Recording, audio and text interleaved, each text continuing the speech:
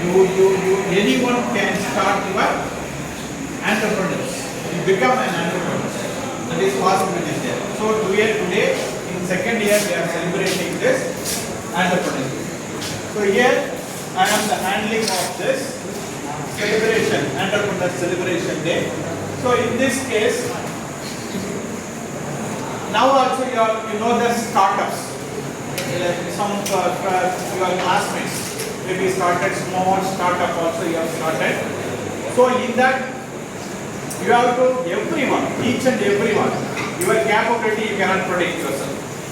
Include capability is clear. But if you are concentrating on one particular thing, it is possible to find what you are becoming. Job okay, entrepreneur, own business is then others development, higher studies, you can go for higher studies, government jobs. So these are the different things. But where we are freedom, if you are become an entrepreneur, you will be very full freedom, 100% freedom only available in the entrepreneurs.